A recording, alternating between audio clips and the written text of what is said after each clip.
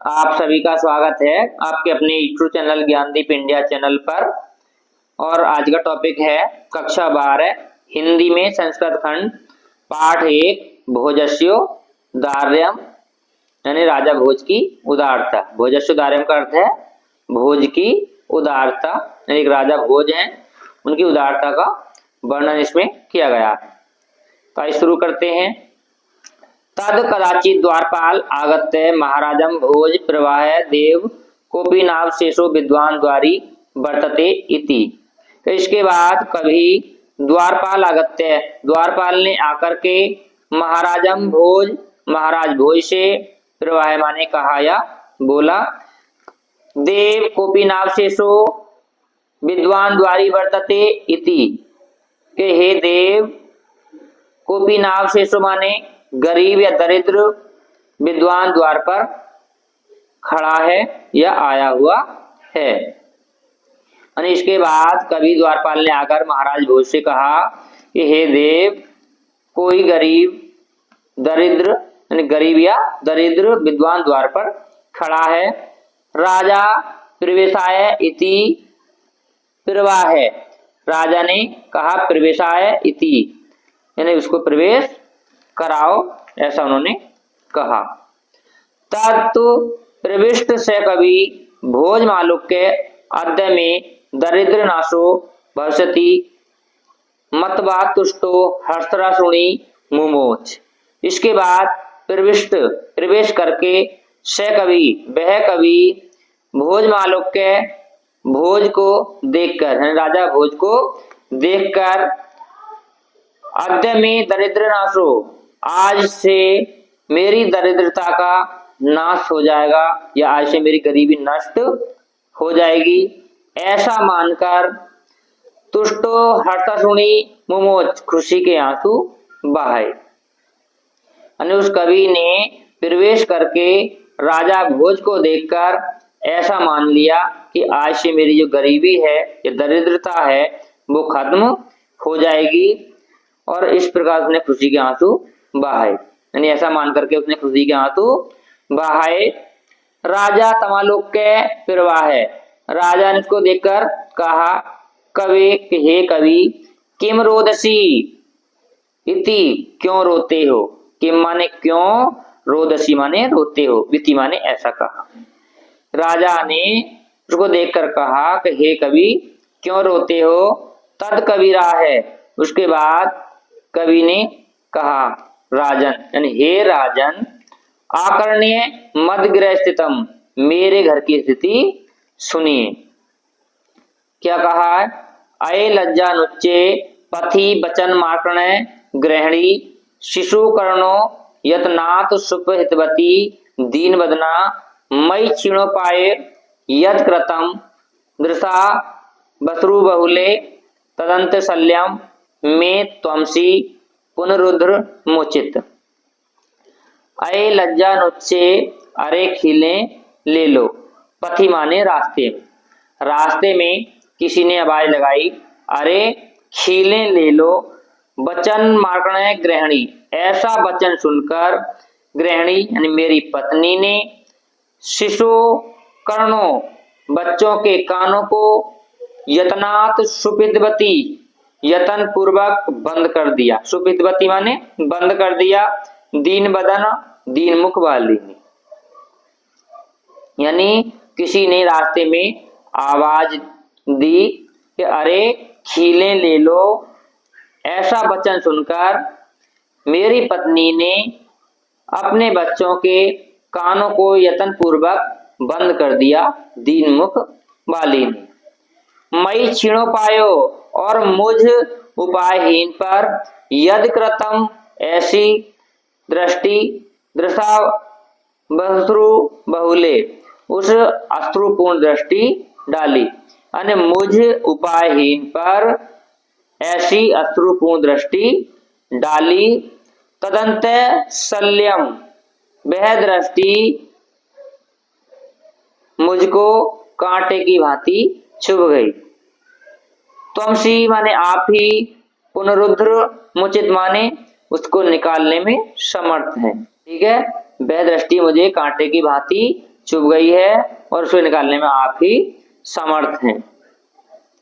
इसके बाद लिखा है राजा शिव शिव इति उदीरयन्, राजा ने शिव शिव कहते हुए, राजा ने शिव शिव कहते हुए प्रत्येक अक्षरम प्रत्येक अक्षर पर लक्षवा ने लाख दत्वा माने देकर प्रवाह माने कहा। राजा ने शिव शिव कहते हुए प्रत्येक अक्षर पर लाख देते हुए यानी 1 लाख रुपए देते हुए कहा त्वरितम शीघ्र ही गच्छ गेहम, गच्छ माने जाओ, गेहम माने घर, कि आप शीघ्र ही घर जाओ।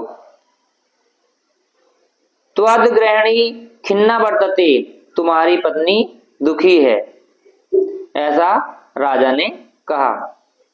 फिर अन्यदा अन्य दिन यानी अगले दिन या कोई और दिन, अन्यदा यानी अन्य दिन भोज श्री महेश्वरम नमितु, श्री महेश्वरम नमितु, नमितु माने नमस्कार करने के लिए, श्री महेश्वरम माने शिव को, शिव को नमस्कार करने के लिए शिवालयम अगच्छत, शिवालय गए यानी शिव के मंदिर में गए। यानी अन्य दिन राजा भोज शिव को नमस्कार करने के लिए, प्रणाम करने के लिए शिव के मंदिर गए। तदा कोपी ब्राह्मण, वहां कोई ब्राह्मण ने कहा राजानम यानी राजा से, शिव सन्नधो माने शिव के सामने, प्रवाह माने प्रवाह बोले, देव माने हे देव। ठीक है। उसके बाद कोई ब्राह्मण यानी किसी ब्राह्मण ने राजा से कहा शिव के सामने या उसके मंदिर में ही कहा कहे देव, कहे देव सुनिए, अर्धम दानवेन गिरजा देव अर्धम शिवाहतम देवथ्यम जगति तले पुरहराभावे समुन्नमी लती गंगा सागर अंबरम शशिकला नागिदप नागधिप क्षमातलम सर्वज्ञ आदिश्रत मगमत त्वाम मां तू भिक्षानम। अर्धम माने आधा, दानव बैरणा माने दानव बैरी ने अर्थात विष्णु ने, गिरजा अर्धम और आधा भाग पार्वती ने, शिवाहतम माने शिव का हरण कर लिया, यानी कि आधा भाग दानव बैरी अर्थात विष्णु ने ले लिया और आधा भाग पार्वती ने ले लिया। इस प्रकार देवथ्यम जगति तले पुरहराभावे समुल्लति, इस प्रकार इस पृथ्वी तल पर शिव का अभाव हो गया, यानी उनके शरीर का अभाव हो गया। तो गंगा सागर, तो गंगा कहाँ मिल गई? सागर में मिल गई। अंबरम शशिकला, शशिकला माने चंद्रमा आसमान में चला गया। नागदीप क्षमातलम और शेष नाग पाताल लोक में चले गए। ठीक है, दोबारा देखिए, उन्होंने बताया कि आधा भाग शिव का विष्णु जी ने ले लिया और आधा भाग यानी उनका आधा जो शरीर था वो पार्वती ने ले लिया। तो इस प्रकार शिव का इस पृथ्वी तल पर अभाव हो गया, यानी वो शरीर रहित हो गए। तो जो गंगा थी उनके सिर पर वो कहाँ चली गई? वो सागर में मिल गई। और जो चंद्रमा था वो आसमान में चला गया और जो शेष नाग थे वो पाताल लोक में चले गए। फिर लिखा है सर्वगतम धीसुरम मगमत त्वाम मातु भिष्टानम, और आपको सर्वज्ञता और ईश्वरता मिल गई। आपको क्या मिल गया?